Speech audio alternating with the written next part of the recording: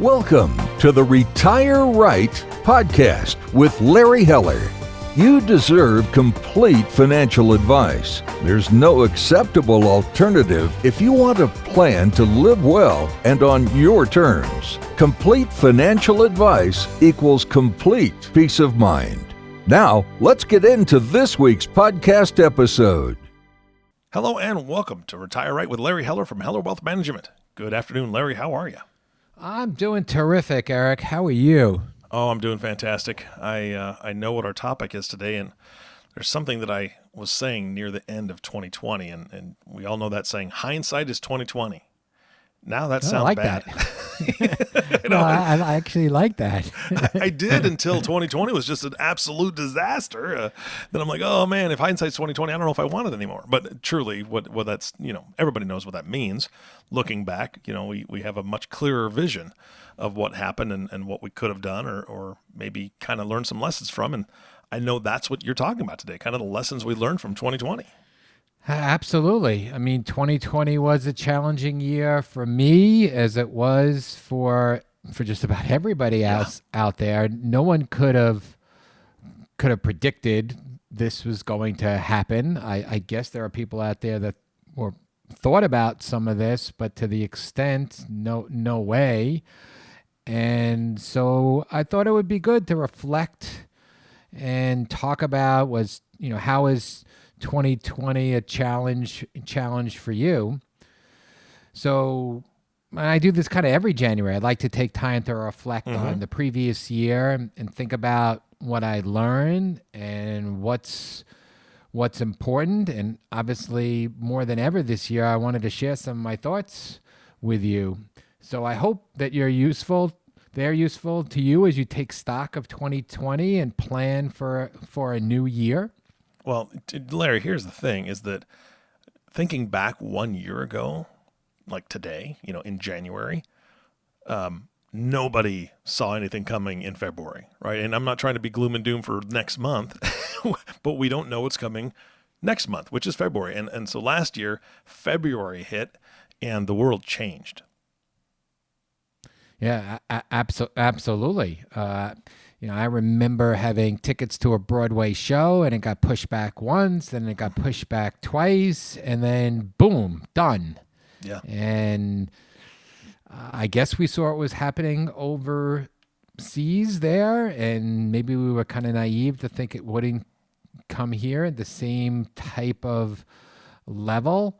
But to go from basically normal life to you can't go out or do anything in a short period of time, and also not knowing the fear of not knowing how bad it was going to get really played havoc on a lot of people, and it's still playing havoc on a lot of people. Yeah, 100%. I know that we were lucky enough in our family. My wife and I both continued to work the entire time, working from home, obviously. But I know there was a lot of families where one person lost their job or maybe even both. And that, again, I think the rallying cry went out and families really tried to help each other as best they could, but it wasn't easy. No, it definitely wasn't easy. And I think all of us know somebody who's gone through this or know somebody who unfortunately passed away from this. And fortunately, I do, especially on the professional level. So 2020 was immensely challenging for me, both personally and professionally.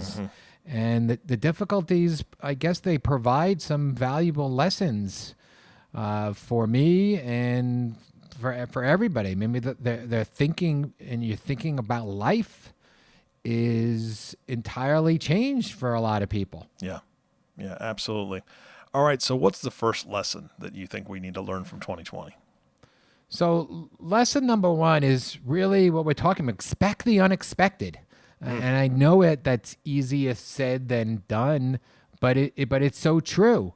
I mentioned before canceling, a Broadway show, but I can't count the number of plans that had to be changed or rescheduled or even canceled. I have two close friends, and both of their kids were getting scheduled to get married this year. One in the summer, one in the fall, and both of them now have been rescheduled to the fall of 2021. Hopefully, we'll be able to do that then. I know there are numerous plans that I have, travel plans that I had. Personally, probably the toughest thing for me has really been trying to see my kids. Yeah. My oldest one lives in Chicago, and just coordinating coming in and getting tested and then coming to see me. I think I've seen him once in a year. So that's really been the toughest things. Even my kids in the city, I guess for a time we were able to get together for outdoor dinners or to meet up outdoors towards the end of the summer and into the fall. But now that's shut down. Again. So personally, that's been the toughest thing. The toughest thing for me. I guess Zoom or FaceTime. At least we have those technology to help us through that, and that's helped.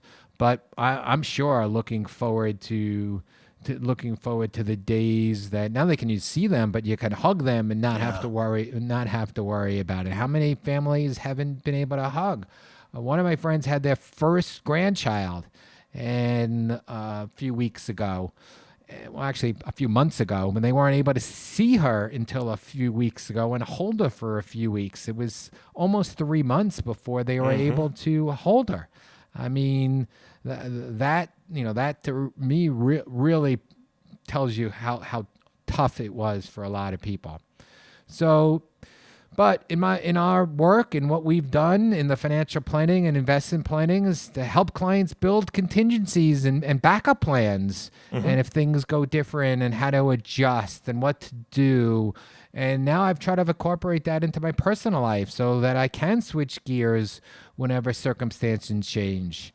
And for me, I'm more of that planner type, and when something goes wrong, it kind of used to upset me, but now I'm trying to be more the go with the flow, creative type, and finding solutions when roadblocks pop up, and not worrying about certain things where before you thought, that was a big deal, and now it's like, you know what? So you have another dinner. I don't know about you out there and Eric, but here we have a place, a burger fast food place, Bear Burger, and it's become a Saturday night ritual.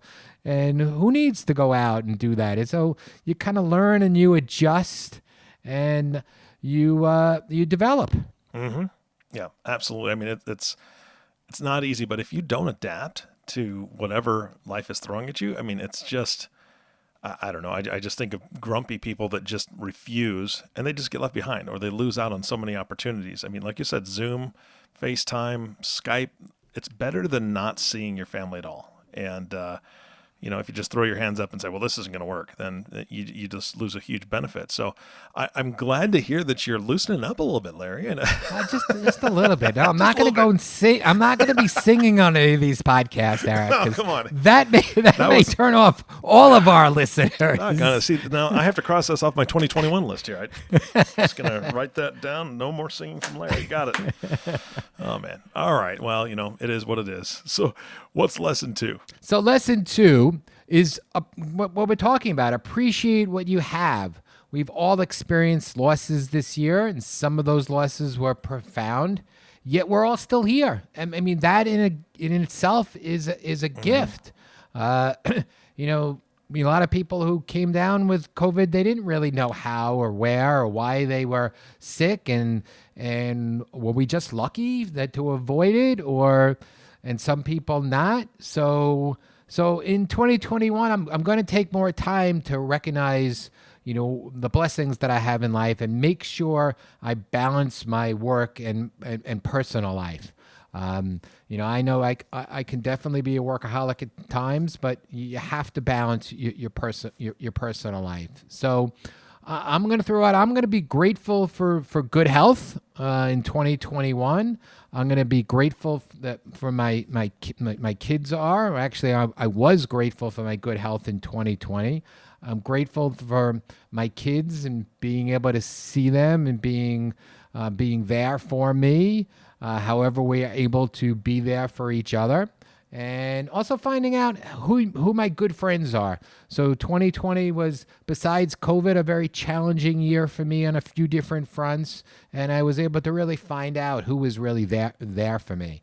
So so I'm going to appreciate that. I'm going to appreciate what I have. I'm going to enjoy each day, and I'm going to balance. And it's basically a mantra at work. Balance life, balance personal life. Mm-hmm. So that's what that's what I'm going to try to do, and appreciate what you have.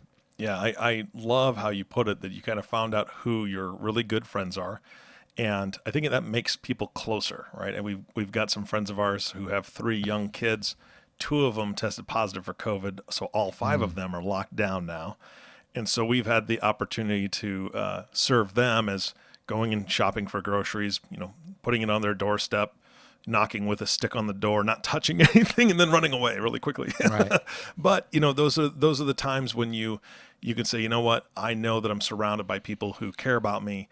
I'm going through something, they're going through something, and we can work together on this and come out ahead. We do mourn the loss of family members or friends who have succumbed to COVID or even just passed away in this last year, because I know that funeral arrangements were completely different as well. And hopefully a lot of that can get worked out in 2021. But I love the fact that you're staying on the positive side and taking time to reflect on how much you appreciate instead of how much you have lost. Yeah, somebody said to me too, go deep, don't go wide.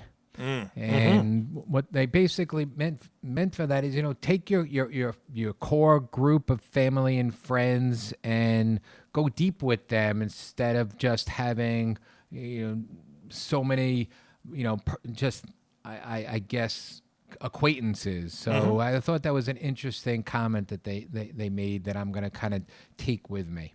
Yeah, no, I love that. All right, lesson number 3. Lesson 3, ask for help. So none of us are on this island, especially during challenging times. So in asking for help, whatever that may be, and the support from the people around you is a sign of strength and courage. Whether you need emotional help or financial help or any type of help, I hope we can, 2021, we can both recognize we're not at our best, reach out for support when we need it. So that's my lesson 3. Yeah, absolutely. And do you mind if I piggyback off of that, Larry? No, absolutely, Eric. So 2 things I would say is number 1, if you're listening to this podcast and maybe you've had some big losses in 2020 and it's really, really tough, and emotionally you're in a very tough place. Exactly what Larry said. Please reach out for help. Find somebody to talk to. There are professionals that are still working. They're still working, and a lot of them are still working virtually, and they've done that before. There are people that can help you in your situation, and that is 100%, Larry, I agree. That is a sign of strength, just to reach out and say, hey, I could really use some help. And if it's on a professional level, that's totally fine. I think that's a very, very good thing. And then the second piece, Larry, is I want to actually give the flip side of the coin of how you started that off. Ask for help. Please offer help. If you know that there's somebody that needs some help around you, step out of maybe your comfort zone a little bit and offer that help, because they may still have issues with asking for help and you just don't know it. So if you see somebody in need, let's all band together still and offer some help out there as well. I love that. Let's make that lesson 4. So All now right. we got 4 lessons. Ask for help is 3 and offer help is 4. So now we got 4 lessons. So I'm going to challenge everyone out there that's listening to come up with their 4 lessons. Come up with things that they can reflect on from 2020. I know everyone does these resolutions. I'm not really talking about resolutions. I'm just talking about find out what was important to you in 2020 and what you can do different and better in 2021. I know I'm going to do that both personally and professionally, and I think it's a great thing if you can do that as well. Yeah, Larry, I appreciate you very much. You make me a better person with this kind of content and with this kind of reminder. So again, I appreciate you helping me in my growth and development as in a personal way and a professional way. Right back at you, Eric. So I think we have a good little banter back and forth here, and I hope our listening audience enjoys it as much as we do. Yeah, absolutely. And do me a favor, Larry, give your email address so when people come up with their 4 things, their 4 lessons, and how they are taking those lessons into 2021 and maybe changing some things or adapting, that they can email those in, because I'd love to be able to share those on a future podcast, if that's okay. Absolutely. So the email address is lheller@hellerwealthmanagement.com. Perfect. Larry, thank you so much for your time today, and I'm wishing you the best of the entire year of 2021. Same to you, Eric. Hopefully everyone has a happy and a healthy 2021. Absolutely. And for you listeners, we want to thank you for joining us in 2021 for this new year of all these great podcasts that Larry has been putting out. Thank you for listening to the Retire Right podcast with Larry Heller. If you have not subscribed to the podcast yet, please click the subscribe now button below. This way, when Larry comes out with a new podcast, it'll show up directly on your listening device. This makes it much easier to share these podcasts with your friends and family. Again, I say this quite often, but this is a great one to share. Come up with those things, those lessons that you learned together, and see what you guys can do to make 2021 better for everyone around you. Again, thanks so much for listening today. For everyone at Heller Wealth Management, this is Eric Johnson reminding you to live your best day every day. And we'll see you next time.